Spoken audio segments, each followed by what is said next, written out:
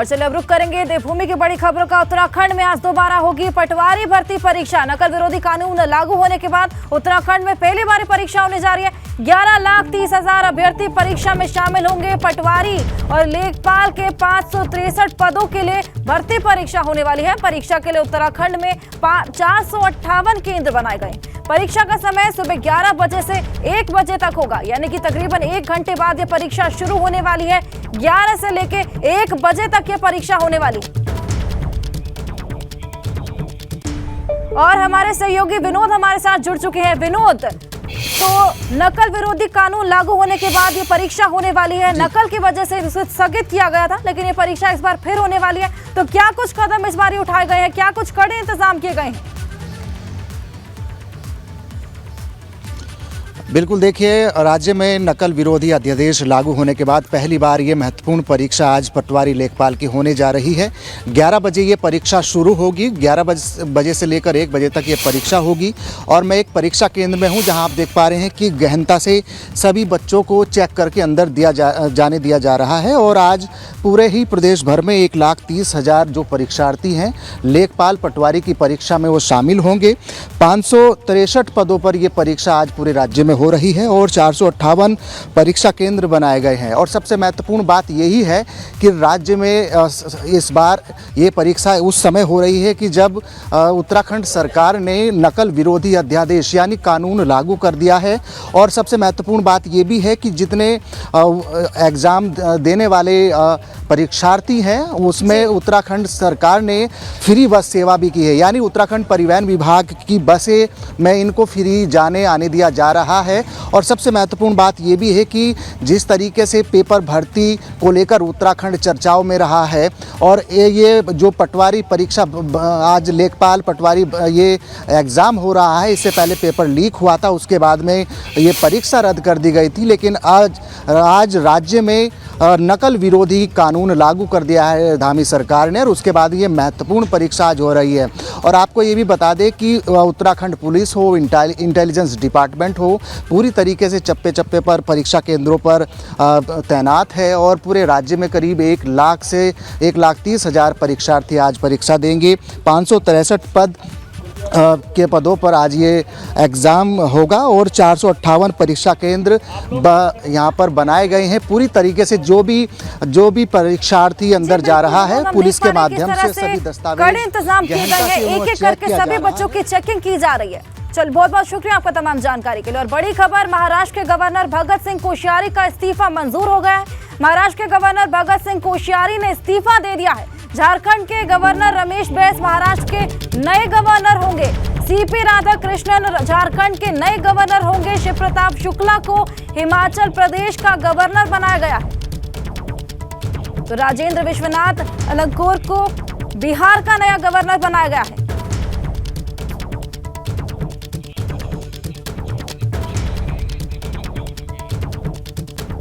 महाराष्ट्र के गवर्नर भगत सिंह कोश्यारी ने इस्तीफा दे दिया है। भगत सिंह कोश्यारी का इस्तीफा मंजूर हो गया है।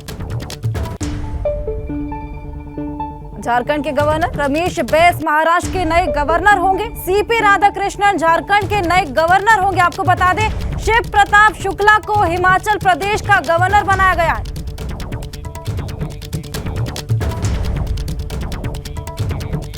और खबर देहरादून से है। शहीद स्थल पर बेरोजगार युवाओं का धरना लगातार जारी है। धरना स्थल पर युवाओं ने प्रेस कॉन्फ्रेंस की। युवाओं ने सरकार के सामने 3 मांगे रखी। पेपर लीक मामले में सीबीआई जांच की भी मांग उठाई है। प्रदर्शनकारियों की रिहाई की भी मांग उठाई है। मांग पूरी न होने पर धरना नहीं समाप्त करने का भी ऐलान किया है। तो 3 मांगे युवाओं ने सरकार के सामने रखी है। पेपर लीक मामले में सीबीआई जांच, प्रदर्शनकारियों की रिहाई और साथ ही साथ मांगे ना पूरी होने पर धरना नहीं समाप्त करने का भी ऐलान किया है। तो धरना स्थल पर युवाओं ने प्रेस कॉन्फ्रेंस की, साथ ही साथ 3 मांगे भी सरकार के आगे रखी है। रवि केंद्रा हमारे सहयोगी हमारे साथ जुड़ चुके हैं। रवि, 3 मांगे युवाओं ने सरकार के आगे रखी है, तो अब क्या सरकार इन मांगों को मानेगी या फिर यह धरना लगातार जारी रहेगा?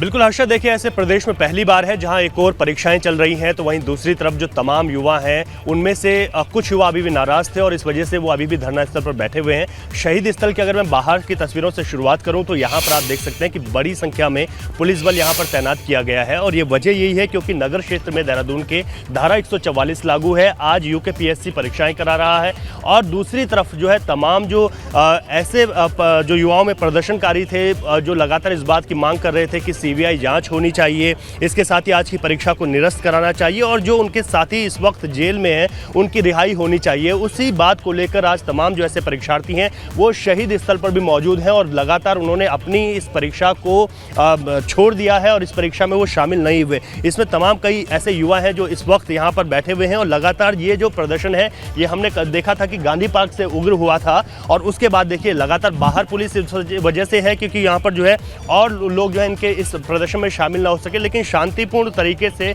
एक सत्याग्रह की जो बात युवाओं ने की थी वो आज देख सकते हैं। कल की लगातार हमने तस्वीरें दिखाई थी और आज भी ये युवा यहाँ पर पूरी रात भर बैठे रहे और यहाँ से नहीं उठे। इनमें से तमाम ऐसे युवा हैं जिनका आज पेपर था लेखपाल और पटवारी का, लेकिन उसके बावजूद भी यहाँ से नहीं गए। इसमें बहुत सारी लड़कियाँ हैं, बहुत सारे लड़के हैं जो कि आप साफ तौर पर देख सकते हैं जो यहाँ पर इस वक्त मौजूद हैं और फिलहाल वो यहाँ से उन्होंने जाने की बात को मना कर दिया था। कल ही एक प्रेस कॉन्फ्रेंस बेरोजगार संघ के इन्हीं लड़कों की ओर से हुई थी जिसमें उन्होंने कहा था कि सीबीआई जांच, अपने साथियों की रिहाई और आज के पेपर को निरस्त किया जाए। लेकिन अभी जो है यूकेपीएससी की ओर से पूरे प्रदेश भर में जो है लगातार जो परीक्षाओं का जो आज शेड्यूल जारी किया गया था उसके तहत जो परीक्षाएं हैं उनकी शुरुआत जो है की जा रही है। पेपर निरस्त नहीं किया गया, लेकिन इसमें से तमाम युवाओं ने अपना पेपर छोड़ दिया और अपने जो साथी हैं उनकी रिहाई की मांग को लेकर पूरी रात भर ये यहीं पर मौजूद रहे, परसों की बार, कल की रात को भी, और अभी भी यहाँ पर डटे हुए हैं और अपनी मांग को लेकर लगातार सरकार से बात कर रहे हैं। नकल विरोधी कानून भले ही लागू हो गया हो लेकिन इसका खासा असर जो है युवाओं पर देखने को नहीं मिला। 3 मांगे उठाई, अब देखना ये होगा कि सरकार आखिरकार इन मांगों को पूरा करती है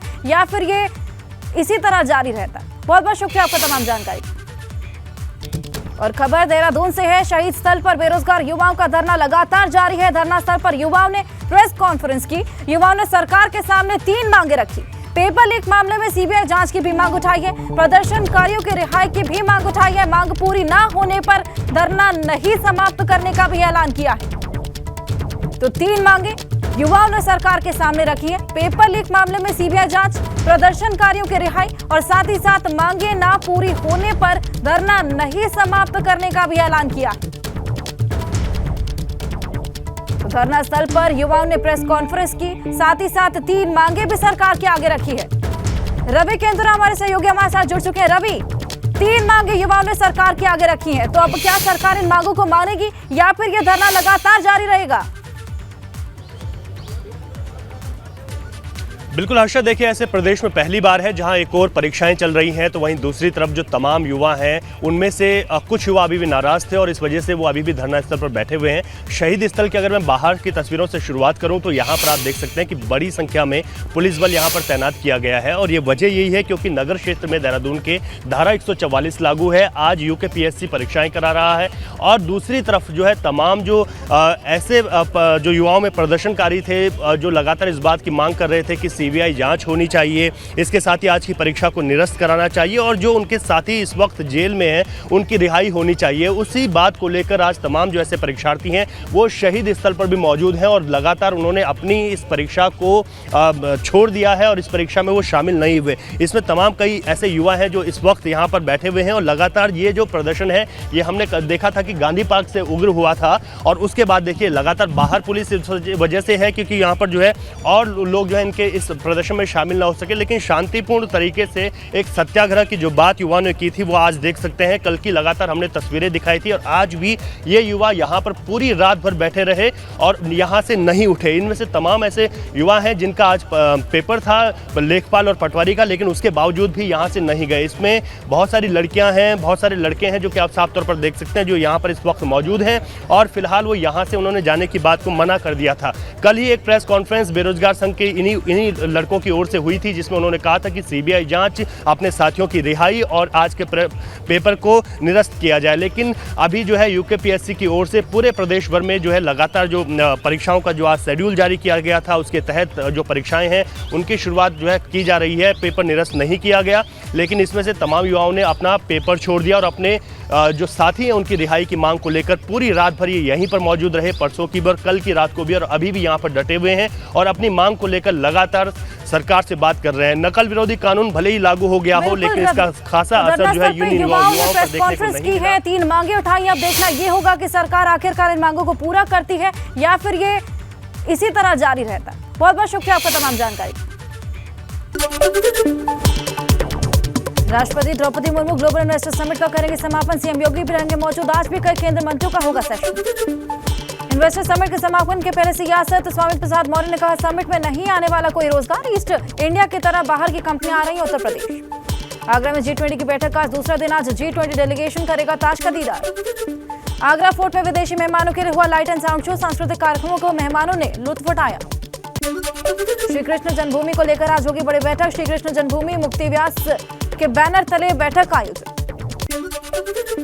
लखनऊ में आम आदमी पार्टी ने की प्रेस कॉन्फ्रेंस, अरविंद केजरीवाल को सकारात्मक राजनीति का जनक बताया, कहा पंजाब की तर्ज पर पूरे प्रदेश में करेंगे राजनीति।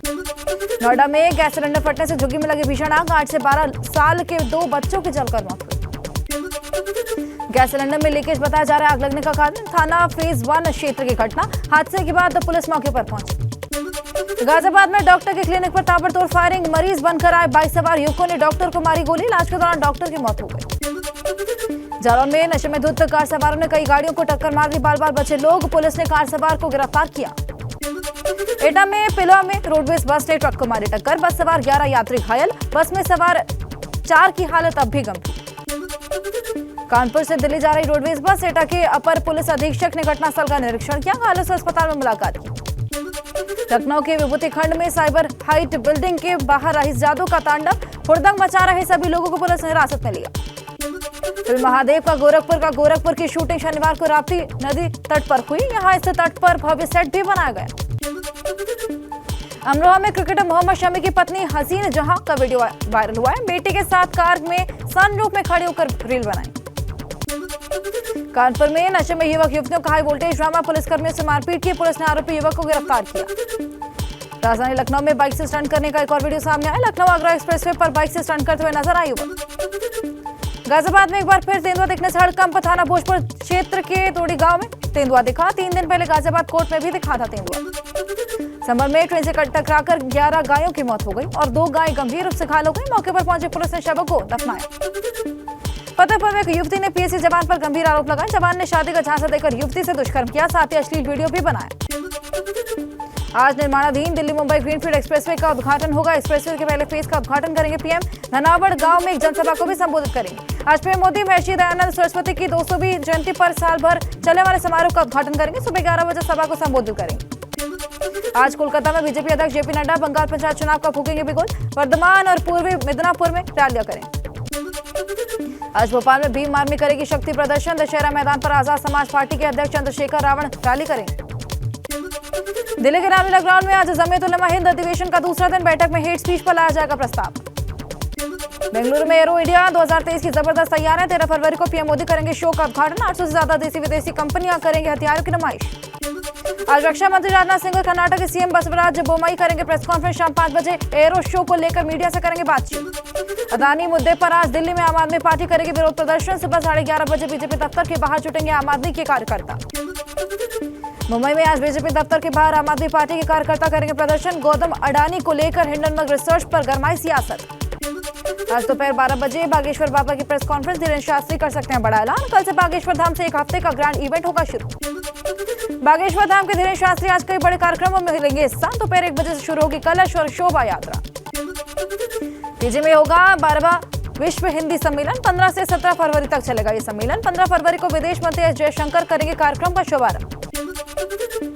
कश्मीर घाटी में कई इलाकों में जारी है बर्फबारी, सड़कों पर जमी बर्फ की सफेद चादर, जम्मू कश्मीर हाईवे को यातायात के लिए खोला गया। जम्मू कश्मीर के सोनमर्ग इलाके में आए एवलांच, कैमरे में कैद हुई तबाही की तस्वीर, एवलांच के बाद किसी के हताहत होने की खबर सामने नहीं है।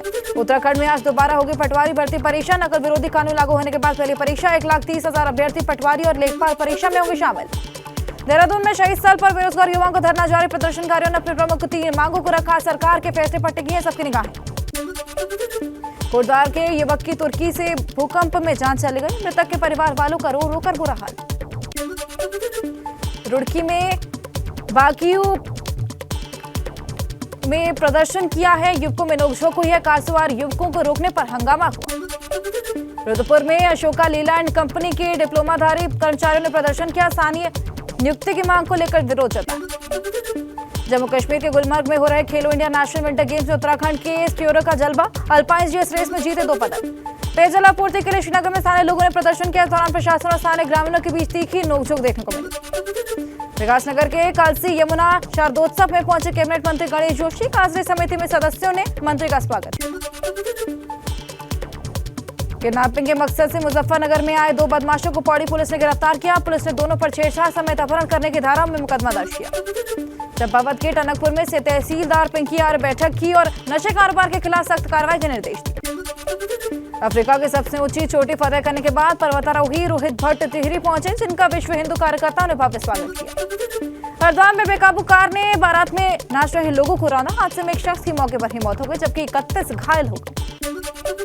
जोशीमठ में गीरा बांसा को जोड़ने वाली सड़क का काम नहीं शुरू हुआ, जिससे नाराज ग्रामीणों ने क्रमिक अनशन शुरू किया। नैनीताल के मलिताल में दुकानों और आवासीय भवन में आग लग गई। सुबह करीब 3:30 बजे आग पर काबू पाया गया। दुकानों में रखा सारा सामान जलकर खाक। जोशीमठ में भारी बर्फबारी के बीच साधना में लीन एक बाबा का वीडियो सामने आया। पूरा 0 से -17 डिग्री के नीचे लुढ़कने के बाद भी बाबा की भक्ति में कोई असर नहीं पड़ा।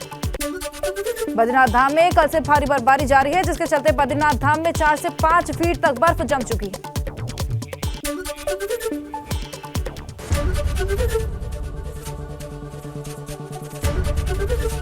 एबीपी गंगा, खबर आपकी, जुबान आपकी।